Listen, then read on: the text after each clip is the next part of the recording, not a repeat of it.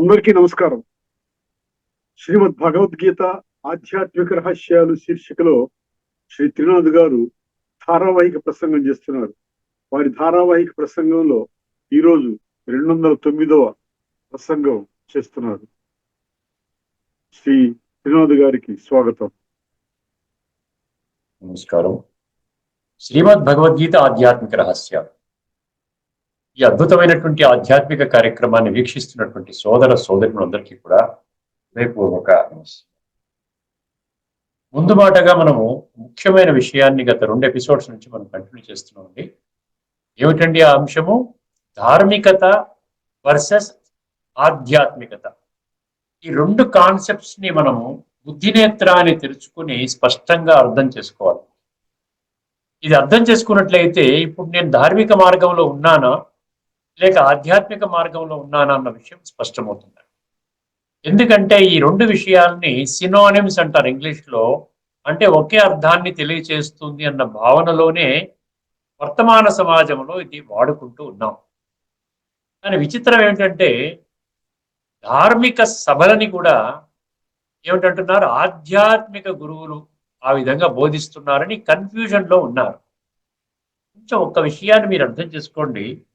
ఏం చెప్తున్నారంటే భగవద్గీతని ఆధ్యాత్మిక గ్రంథము అని అన్నారు. కానీ ఆ భగవద్గీతలో ఉన్నటువంటి విషయాలన్నీ కూడా చెబుతూ దాన్ని ధార్మిక గ్రంథముగా పరిగణిస్తున్నారు. ఉదాహరణకి విశ్వాత్మలందరికీ తండ్రి ఒక్కడే అంటారు. త్వమేవ మాతా చ పితా త్వమేవ అంటారు. అర్థమైందండి? అదేవిధంగా హెవెన్లీ గాడ్ ఫాదర్ అంటారు, అల్లాహు అక్బర్, ఏక్ ఓంకార్, ఇలాగా రకరకాల ఏ ధర్మాల వాళ్ళు చెప్తూ ఉంటారు. అర్థమైందండి? ఆ విధంగా అంటే ఆధ్యాత్మిక అర్థాన్ని తీసుకొని వచ్చే విషయాన్ని చెప్తున్నారు వాళ్ళు. విశ్వాత్మలందరికీ తండ్రి ఒక్కటే అంటే అర్థం ఏమిటి? భగవంతుడు ఒక్కడే, గాడ్ ఈజ్ వన్ అంటున్నారు. ఈ గాడ్ ఈజ్ వన్ అన్న విషయము కేవలము ఆధ్యాత్మిక దృష్టికోణములో అర్థము చేసుకున్నప్పుడు మాత్రమే ఈ దాన్ని మీరు రుజువు చేయగలుగుతారు. ధార్మికంగా రుజువు చేయలేరు. ఎలాగ రుజువు చేయగలుగుతారు? క్రైస్తవులు వాళ్ళు జీసస్ క్రీస్తు పిల్లలని వాళ్ళు చెప్తారు. హెవెన్లీ గాడ్ ఫాదర్ అంటే హెవెన్ని స్థాపన చేయడానికి వచ్చినటువంటి మా జీసస్ పిల్లలు అంటారు వాళ్ళు. అదేవిధంగా అల్లాహో నీకంటే గొప్పవాడు లేడు, అల్లాహు అక్బర్ అంటే ఆ విధంగా వాడు అల్లా పిల్లలని వాళ్ళు చెప్తారు. అదేవిధంగా సిక్కు మతం వాళ్ళు ఆ విధంగా చెప్తారు, జైన మతం వాళ్ళు ఈ విధంగా చెప్తారు. అర్థమైందండి? బట్ ఆ విధంగా త్వమేవ మాతా చ పితా త్వమేవ, నీవే తల్లివి తండ్రివి అంటూ ఈ విధంగా హిందూ ధర్మం వాళ్ళు చెప్తారు. కానీ అందరూ ఒకే తండ్రి పిల్లలు కాలేదు కదండి. ఏ ధర్మానికి చెందినటువంటి ప్రవచనకారులు ఆ విధంగా వాళ్ళు చెప్తూ ఉన్నారు. అంటే వాళ్ళు ప్రూవ్ చేయట్లేదు భగవంతుడు ఒక్కరే, అందరూ ఆయన సంతానము, సర్వమానవ సోదరభావము, వసుదైవ కుటుంబకం అన్ని చెప్తున్నారు. కానీ అది ధార్మిక కోణములో ఎక్కడా కూడా నిరూపణ చేయలేదు. అర్థం చేసుకోండి. ఎన్నో మాటలు మనం మాట్లాడుతున్నాం. చరిత్ర పోయినట్లయితే మొత్తం పోయింది అంటున్నాం. ఆరోగ్యం పోయిందంటే ఆ విధంగా కొంచెం పోయింది అంటున్నాం. కానీ ఎప్పుడైనా ఈ ఆరోగ్యం గురించి కానీ చరిత్ర నిర్మాణం గురించి కానీ ధార్మిక కోణంలో అర్థం చేసుకున్న వాళ్ళకి ఏమైనా అర్థమవుతుందా? ఏ విధంగా నేను చరిత్ర నిర్మాణం చేసుకోవాలి? Character is lost, everything is lost అనుకుంటే ప్రయోజనం లేదండి. అంటే చరిత్ర పోతే మొత్తం పోతుందంటే ఏమిట్లా మొత్తం పోయేది? మొత్తం పోయేది ఏమిటన్నా ఎప్పుడైనా అవగాహన వచ్చింది? మనకి అవగాహన దొరికిందా? ధార్మిక కోణంలో ఎవరైనా చెప్పారా? భలే వీటి మీద పూర్తి విశ్వాసం అయితే ఉంది. అర్థమైందండి? చరిత్ర పోయినట్లయితే మొత్తం పోతుంది అంటే అర్థం ఏంటంటే నీవు అతి త్వరలో సాక్షాత్తు భగవంతుడిచే ఈ భూమండలంపై స్థాపన కాబడే స్వర్గము అనబడే సత్యత్రేతాయుగాలలోకి నీకు ఎంట్రీ లేదు. చరిత్రవంతులు వస్తారు అక్కడికి, చరిత్రహీనులు రారు. అర్థమైందండి? చరిత్రవంతుల కోసం అక్కడ అది స్థాపన చేయబడి జరిగింది. అందువలన చరిత్రహీనులు ఏ విధంగా వస్తారు అక్కడ? If character is lost, everything is lost అన్నప్పుడు ఒక మార్గం మనకి రిలీజియన్ ద్వారా మనకి అందుబాటులోకి రావడం లేదు కదా. ఇక్కడ మనం అర్థం చేసుకోవాల్సింది అంధవిశ్వాసములో మనం ఆధ్యాత్మిక విషయాలని బోధిస్తూ అది ధార్మికంగా మనం అర్థం చేసుకుంటున్నాం. అర్థమైందండి? బోధించే వాళ్ళు ఆధ్యాత్మిక జ్ఞానం అందరూ ఒక్కటే పరమాత్మ, అందరూ పరమాత్మ సంతానం అని బోధిస్తున్నారు. కానీ ధార్మిక కోణంలో చెప్తున్నారు, మనకి సంబంధం లేకుండా చేసుకుంటున్నారు. అదేవిధంగా ఆరోగ్యమే మహాభాగ్యము, హెల్త్ ఈజ్ వెల్త్ అంటున్నారు.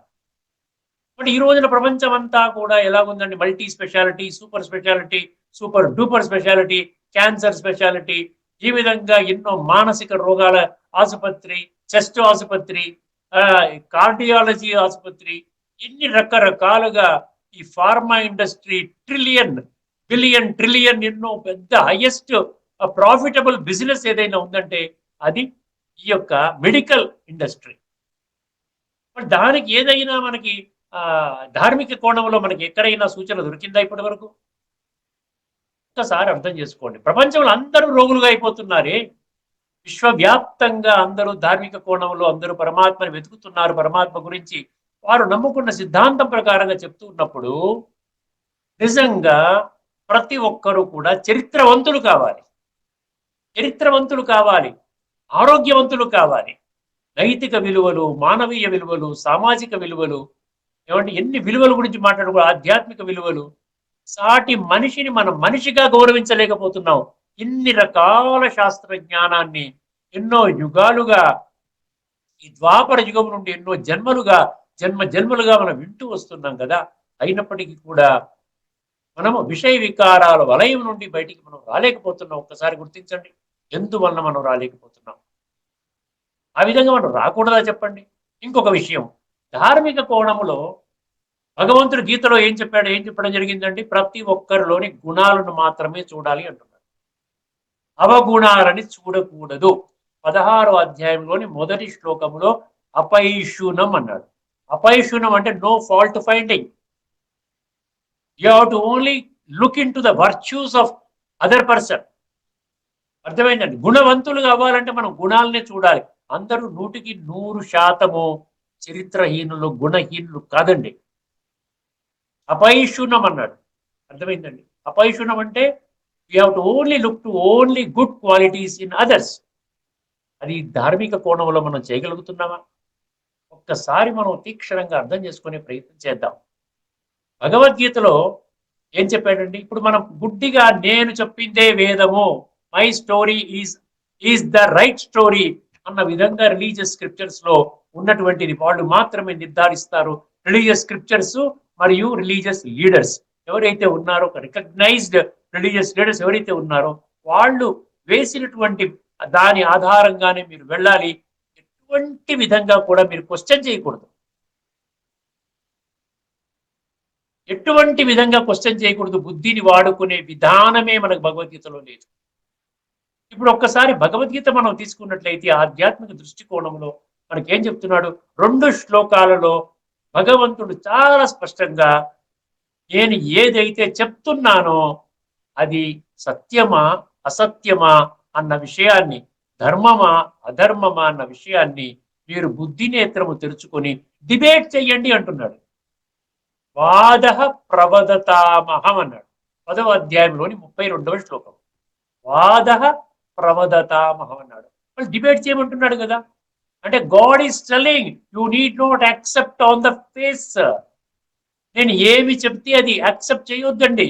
మీరు ఇప్పటి వరకు ఎంత నేర్చుకున్నారో, ఏ జ్ఞానము నేర్చుకున్నారో ఆ జ్ఞానము నేను ఇప్పుడు చెప్పినటువంటి ఈ యొక్క ఆధ్యాత్మిక దృష్టికోణములో చెప్పినటువంటి జ్ఞానానికి రెండిటికి తేడా ఉందా?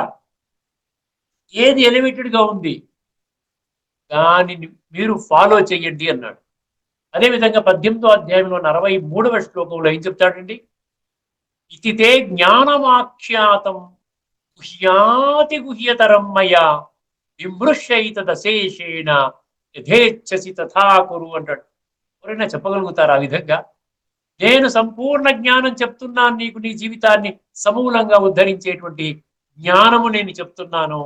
దానిని ఆచరించాలా, విస్మరించాలా, తిరస్కరించాలా అనేది నీవు కాస్త విచక్షణని వాడుకొని విమర్శనాత్మక దృష్టితో చర్చించుకొని ఏమన్నాడండి? విమృశ్యైతద్ అశేషేణ. అశేషేణ ప్రతి విషయాన్ని మీరు ప్రతి విషయాన్ని కూడా మీరు కూలంకషంగా చర్చించి అప్పుడు నీవు సత్యాసత్యాలని గ్రహించి అప్పుడు నీ ఇష్టం వచ్చిన మార్గంలోకి నువ్వు వెళ్ళు.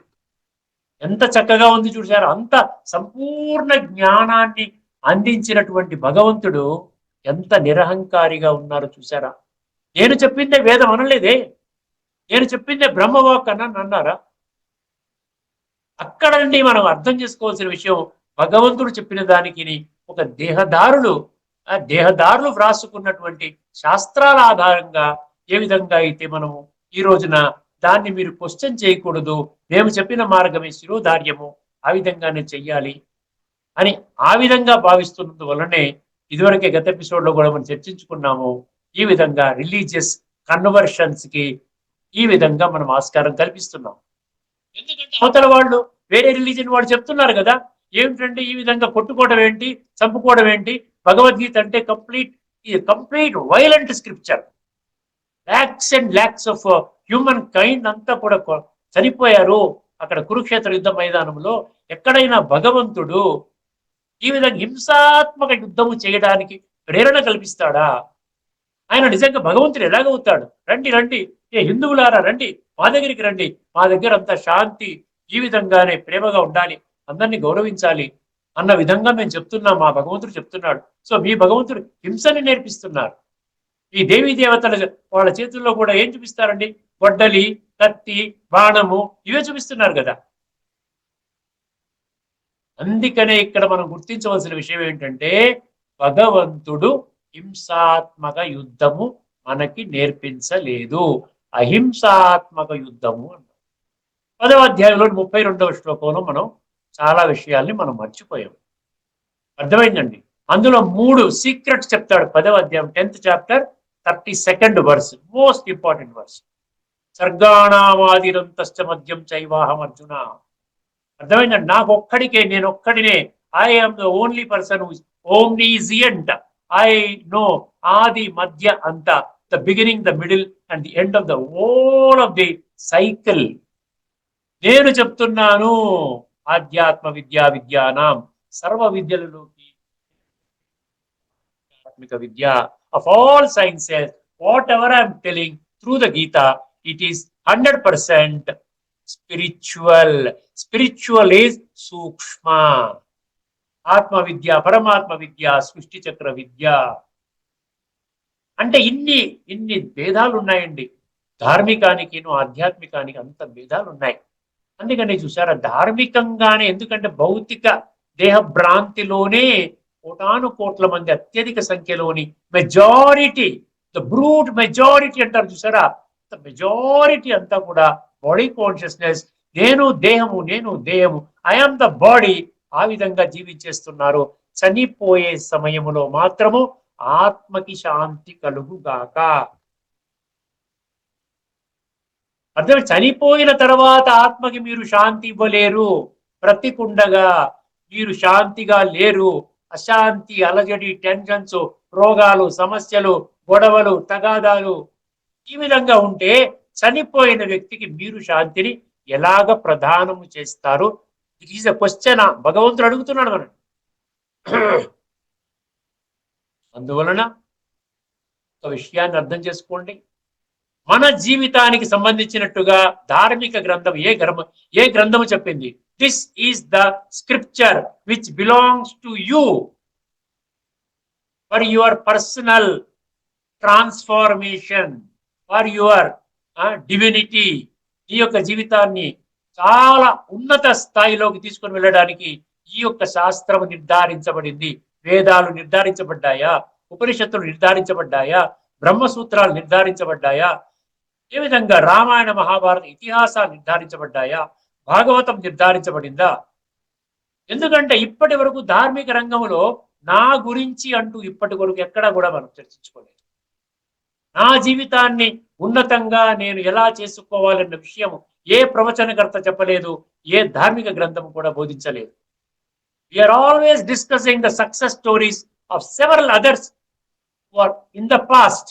ఇప్పుడు వర్తమానంలో ఉన్న 8.5 బిలియన్ పాపులేషన్, 850 కోట్ల మనుషుల యొక్క జీవితం ఎక్కడ ఏ ఒక్క శాస్త్రం కూడా పట్టించుకోదండి.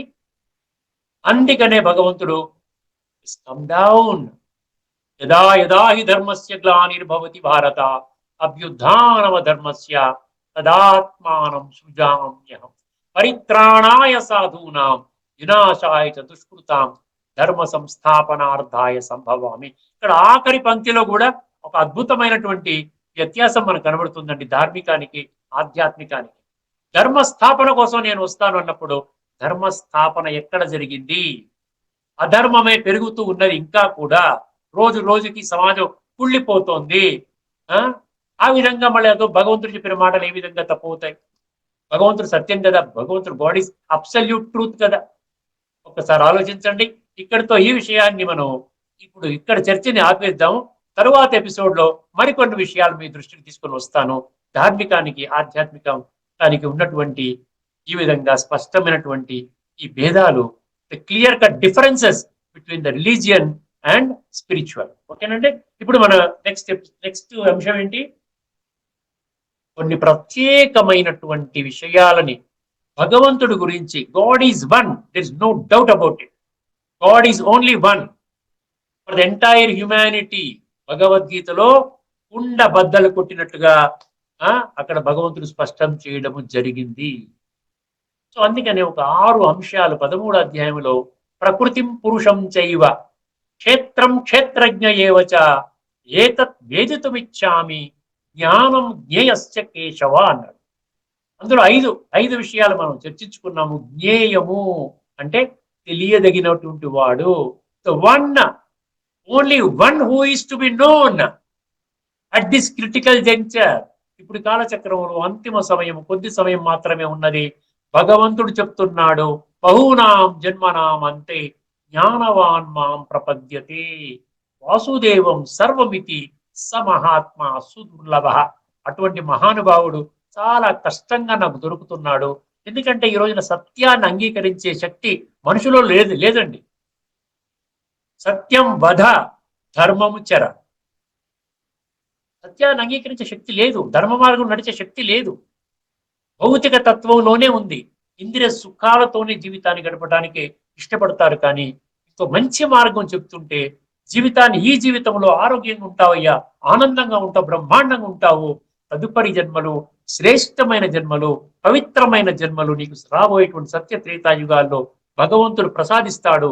ఎందుకంటే మనలో ఉన్నటువంటి శరీరాన్ని చాలించే సమయములో మన సంస్కారాలు ఏవైతే ఉన్నాయో ఆ సంస్కారాలు మన భావి జన్మలని శాసిస్తాయి అన్న విషయం ఎక్కడైనా ధార్మిక కోణంలో మనకు అర్థమైందా?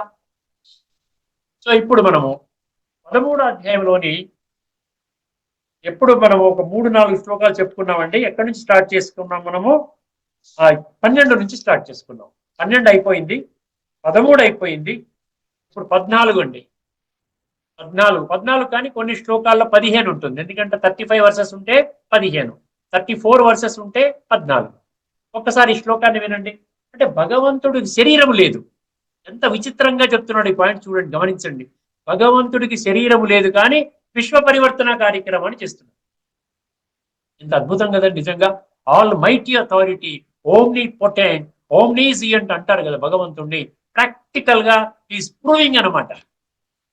మన గత ఎపిసోడ్ అయితే చెప్పుకున్నాం, సర్వతః పాణిపాదం.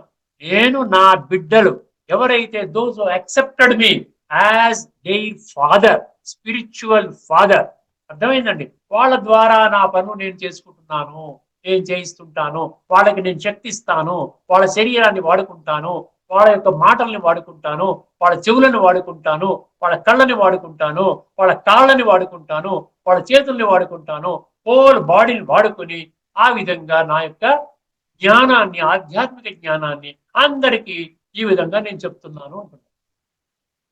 అదే విధంగా ఇంకొక కోణంలో చెప్తున్నాడు. చాలా ఇంట్రెస్టింగ్ గా ఉంటుందండి. అది ఒక్కసారి వినండి. సర్వేంద్రియ గుణాభాసం, సర్వేంద్రియ గుణాభాసం, సర్వేంద్రియ వివర్జితం. అర్థమైందండి. సర్వేంద్రియ గుణాభాసం, సర్వేంద్రియ వివర్జితం, అసక్తం సర్వభృచ్చైవ. అర్థమైంది. నిర్గుణం గుణభోక్తృచ. ఇది శ్లోకం అండి.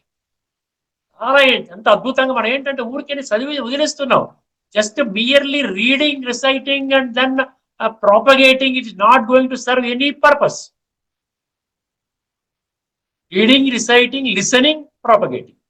ఆచరణ గుర్తుపెట్టుకోండి, ఆచరణ. యద్యదాచరతి శ్రేష్ఠ ఏమేవతం నిత్యం అనుతిష్టంతి మానవ. ఏమంటున్నాడు?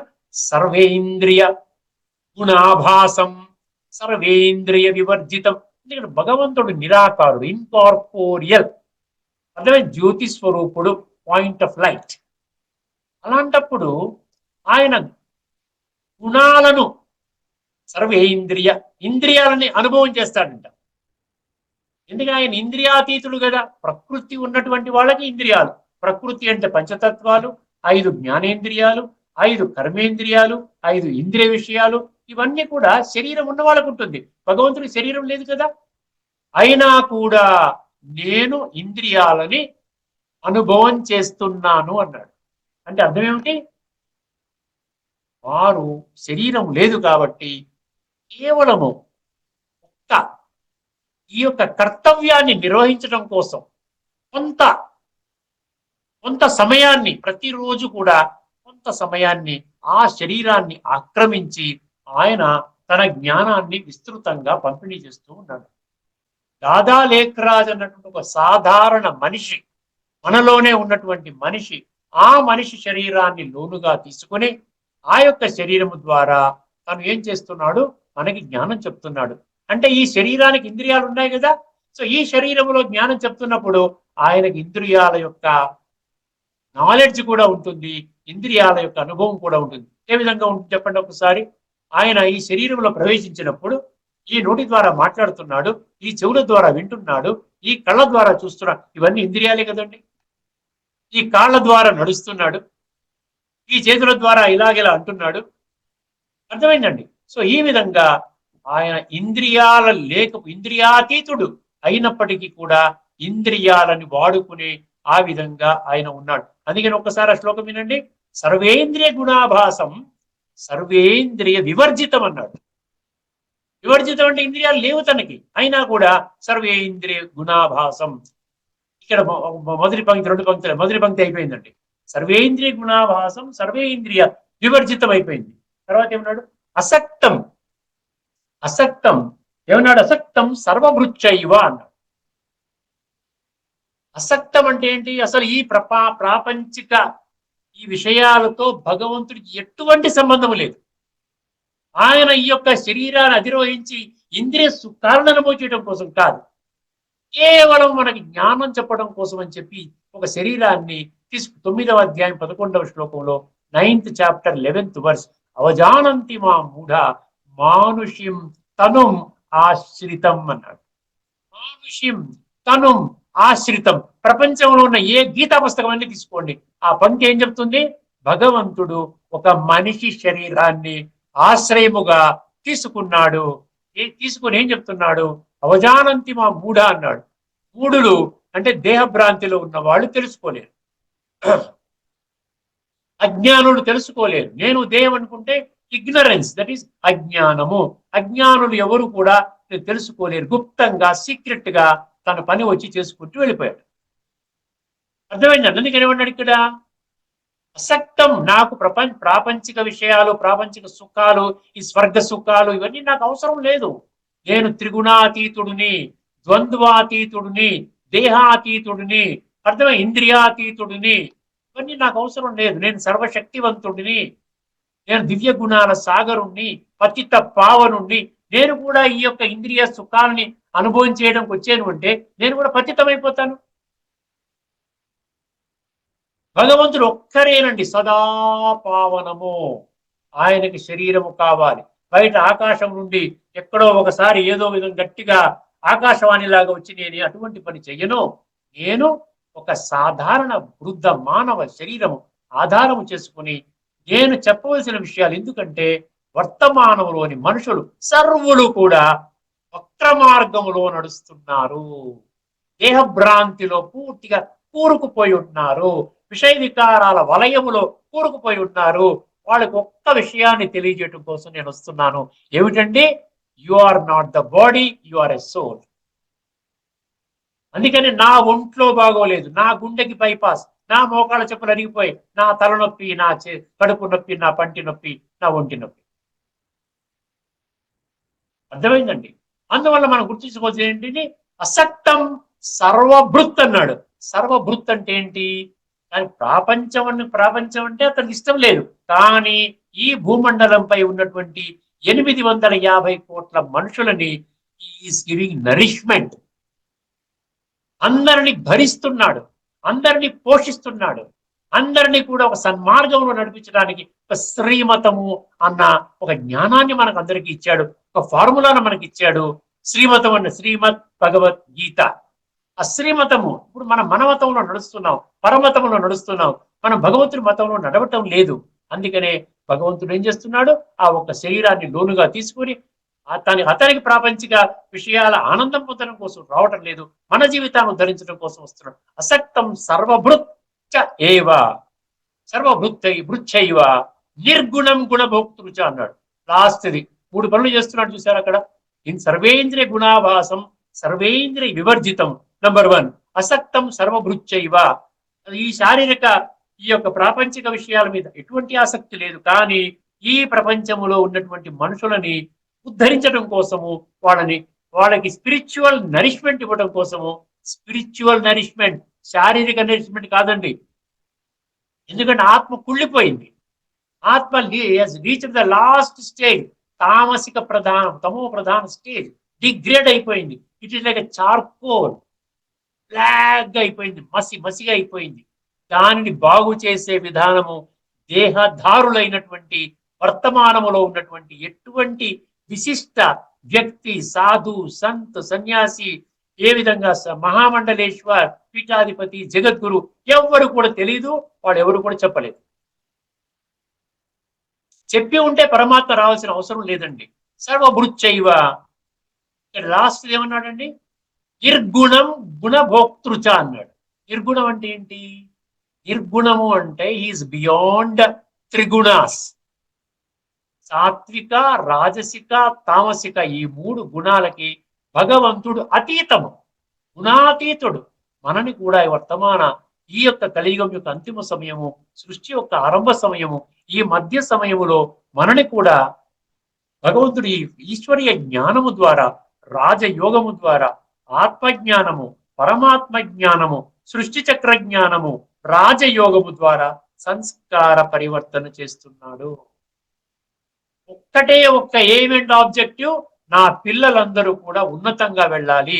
రేపు నేను సత్యత్రేతాయుగాలనేటువంటి స్వర్గాన్ని క్రియేట్ చేస్తున్నాను, ఆ స్వర్గంలోకి నా పిల్లలు రావాలి.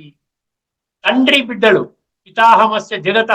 సో భగవంతుడు తండ్రి, వారు అందరినీ కూడా వారు గుర్తించారు. 850 కోట్ల మంది నా పిల్లలు అని వారు గుర్తించారు. కానీ మనం గుర్తించామా? మనం గుర్తించలే. ఒక బ్రహ్మాండమైనటువంటి జ్ఞానాన్ని భగవంతుడు ఈ విధంగా ఇవ్వటంతో మచ్చిత్త మద్గత ప్రాణ బోధయంత పరస్పరం కథయంతశ్చమాం నిత్యం తుష్యంతి చ రమంతి చ అని 10వ అధ్యాయంలోని 9వ శ్లోకంలో ఉన్నట్టుగా ఆ విధంగా భగవంతుడు మనకి ఇప్పుడు ఏమన్నాడు ఇక్కడ? నిర్గుణం గుణభోక్తృచ. నిర్గుణం అంటే ఏంటి? గుణాతీతుడు. అసలు గుణాల యొక్క నాలెడ్జ్ ఉండకూడదు కదా, అయినా కూడా ఏమంటున్నాడు ఇక్కడ? గుణాలని అనుభవం చేస్తాడండి. నిర్గుణం గుణభోక్తృచ. గుణాలని అనుభవం చేయడం. భోక్తృచ అంటే ఈజ్ నోయర్, ఈజ్ ఎక్స్పీరియన్సర్. అర్థమైందండి? సో ఎట్లా భోగ్ చేస్తాడు? ఎందుకంటే ఆయన ఒక మానవ శరీరాన్ని తీసుకున్నాడు. ఆ తీసుకున్న సమయంలో త్రిగుణాలలో వారు కూడా ఉన్నారు. త్రిగుణాల యొక్క అనుభవం ఏమిటంటే అది ఏమిటో వారికి కూడా తెలుసును. అందుకని ఏమన్నాడు? 3 విషయాలు చెప్పాడు. నేను ఇంద్రియాల గురించి నాకు తెలుసు, కానీ ఇంద్రియాతీతుడిని. నాకు ఈ ప్రపంచంతో ఎటువంటి సంబంధం లేదు, అయినా ప్రపంచంలో ఉన్నటువంటి విశ్వాత్మలందరినీ కూడా నేను ఆ విధంగా పుష్టిగా చేస్తాను. ఈ యొక్క ఆధ్యాత్మిక జ్ఞానము ద్వారా వాళ్ళని పోషిస్తాను, నరిష్మెంట్ ఇస్తాను, చక్కగా తీర్చిదిద్దుతాను. తామసిక సంస్కారాలుగా ఉన్నటువంటి వాళ్ళని సాత్వికంగా తయారు చేసి ఆ విధంగా నేను వాళ్ళని రాబోయేటువంటి గోల్డెన్ ఏజ్ ఇస్ కమింగ్, సత్యత్రేతాయుగాల్లో వాళ్ళు ఆ విధంగా జన్మలు తీసుకునే విధంగా నేను వారికి ఒక జ్ఞానాన్ని నేను అందిస్తాను అంటున్నాడు. 3వది ఏమన్నాడు? నేను త్రిగుణాతీతుడిని, కానీ గుణాల యొక్క అనుభవం కూడా నాకు ఉన్నది. ఇదండి ఈ శ్లోకంలోని తత్వము. ఒకసారి ఆ శ్లోకాన్ని మళ్ళీ వినండి. సర్వేంద్రియ గుణాభాసం సర్వేంద్రియ వివర్జితం అసక్తం సర్వభృచ్చైవ నిర్గుణం గుణభోక్తృచ. 3 కర్తవ్యాలు భగవంతుడు అక్కడ చెప్పాడు. ఈ పుస్తకంలో ఏముందో ఒక్కసారి చెప్పుకొని ఈ యొక్క ఎపిసోడ్ ని మనం సంపన్నం చేసుకుంటామండి. ఒక్కసారి జాగ్రత్తగా వినండి. అతడు అతడు అంటే భగవంతుడు అనమాట. అతడు ఇంద్రియ గ్రాహ్య విషయములను అన్నింటినీ ఎరిగినవాడు. అతడు అంటే భగవంతుడు ఇంద్రియ గ్రాహ్య విషయములన్నింటినీ ఎరిగినవాడు, కానీ వాస్తవముగా ఇంద్రియాదులకు అతీతుడు. అర్థమైంది కదండి? సేమ్ థింగ్ కరెక్ట్ గా చెప్పారు. ఆసక్తి రహితుడైనను, చూసారా, ఆసక్తి రహితుడైనను సమస్త జగత్తును భరించి పోషించువాడును. రెండో ఫంక్షన్. అతడు నిర్గుణుడయ్యును అంటే గుణాతీతుడయ్యును ప్రకృతి సంబంధము వలన. ప్రకృతి సంబంధం అంటే ఎక్కడ కలిగింది? దేహాన్ని తీసుకున్నాడు. అతడు నిర్గుణుడు అయ్యును గుణాతీతుడు అయ్యును ప్రకృతి సంబంధము వలన గుణానుభవములను కలిగి ఉండువాడు. అర్థమైంది కదండి? ఇప్పుడు ఎంత అద్భుతమైన విషయాలు భగవంతుడు తెలియజేస్తున్నాడు చూసారా. అంటే భగవంతుడికి శరీరము లేదు, ఒక శరీరాన్ని అధిరోహించి ఇంద్రియాన్ని అనుభవం చేస్తున్నాడు, గుణాలను అనుభవం చేస్తున్నాడు. అదే విధంగా ఈ యొక్క భూమండలంపై ఉన్నటువంటి మనుషుల్ని కూడా సర్వాంగ సుందరంగా తీర్చిదిద్దుతున్నాడు. ఇంతటితో ఈ చర్చను ముగిద్దామండి. అందరికీ నమస్కారము. తదుపరి ఎపిసోడ్ లో మళ్ళీ కలుసుకునేంత వరకు లోకా సమస్త సుఖినో భవంతు. ఓం శాంతి. శ్రీమద్ భగవద్గీత ఆధ్యాత్మిక రహస్యాల తత్వాన్ని సవివరంగా విశ్లేషించారు శ్రీ శ్రీనాథ్ గారు. వారికి ధన్యవాదాలు.